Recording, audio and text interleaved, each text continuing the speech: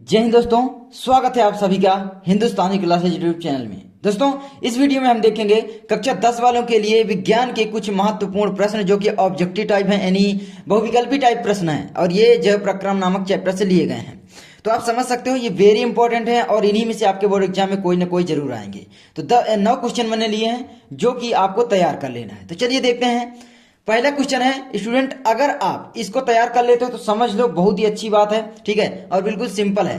प्रकाश संश्लेषण क्रिया में ऑक्सीजन गैस निकलती है, ये बताना है। प्रकाश संश्लेषण क्या है, इस पर भी आपको एक मैं वीडियो बना दूंगा क्योंकि ये भी इंपॉर्टेंट है। तो प्रकाश संश्लेषण जो क्रिया होती है, मैंने जैव प्रक्रम पर पूरी वीडियो बनाई है, जाकर आप देख सकते हो प्लेलिस्ट में, ठीक है। प्रकाश संश्लेषण क्रिया में ऑक्सीजन गैस निकलती है, किस कारण से निकलती है बताइए? कार्बन डाइऑक्साइड से, जल से, वायु से, पर्णहरित के विकिरण से। जल्दी कमेंट कीजिए। मैं आपको बता देता हूं, जल से, ठीक है, क्योंकि जल में आपका क्या होता है, H2O होता है। तो इसी में से कार्बन डाइऑक्साइड गैस निकलती है, ठीक है। तो कार्बन डाइऑक्साइड बोल रहा हूं मैं कि कार्बन डाइऑक्साइड गैस निकलती है, इसमें निकलेगी ही नहीं, तो आपकी ऑक्सीजन गैस निकलती है, ठीक है भाई। जल है, इसका जब हम आयनीकरण करते हैं तभी आप देखते होंगे कि H2 प्लस O2 में टूट जाता है, जब H2O का करते हैं, है ना। जब क्रिया करवाते हैं, ताप देते हैं, सूर्य के प्रकाश में रखते हैं, तो H2 प्लस O2 में टूट जाता है, ठीक है। तो ये आपका हो जाता है, इसी से आपकी ऑक्सीजन गैस निकलती है, ठीक है। आगे बढ़ते हैं। आगे हमारा क्वेश्चन है दूसरा, पादपों में वायु प्रदूषण कम करने वाली प्रक्रिया कहलाती है। ये यहां पर आपको थोड़ा ध्यान देना है।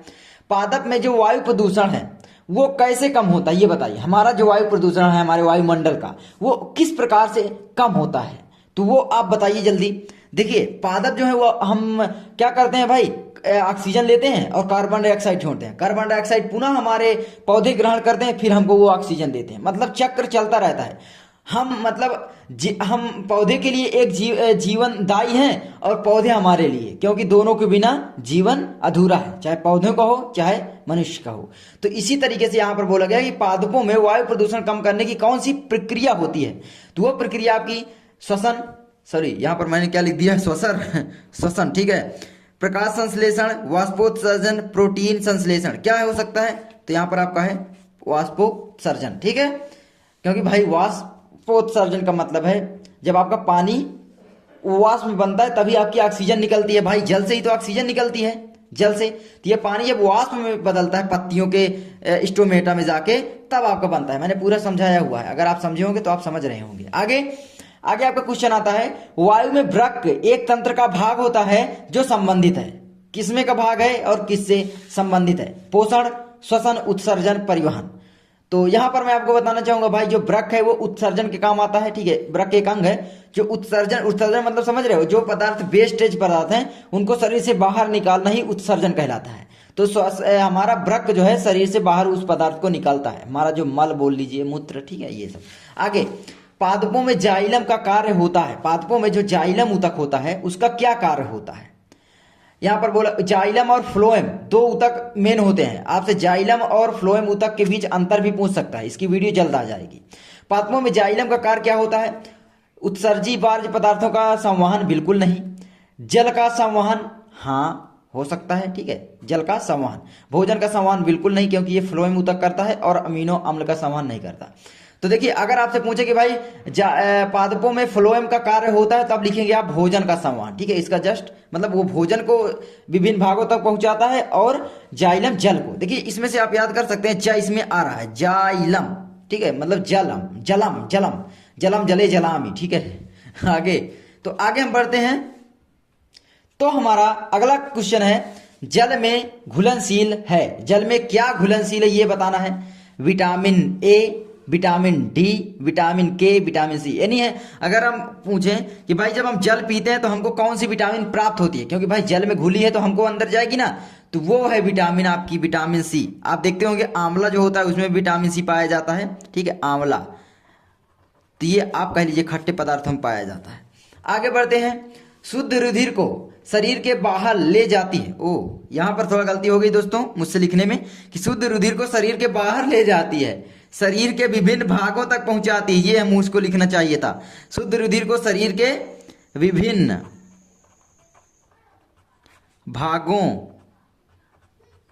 तक ले ठीक है, उसके बाद जाती है, ठीक है, क्या शिराएं, महाशिरा, दायां निलय, महाधमनी। मैं आपको यहां समझा दूं, जो शुद्ध रुधिर है वो हमारे महाधमनी में बहता है। कहां पर? महाधमनी, यानी महाधमनी जो है वो शुद्ध रुधिर को ले जाती है। और अशुद्ध रुधिर आपसे पूछे तब आप शिरा पर टिक लगाएंगे। लेकिन अगर आपसे पूछ ले कि ऐसी कौन सी धमनी है, ठीक है, ऐसी कौन सी धमनी है जहां पर अशुद्ध रक्त पाया जाता है, तो आपका हो जाएगा, कौन सा हो जाएगा? महाधमनी, सॉरी, ठीक है, तो आपके महाशिरा ये, ठीक है।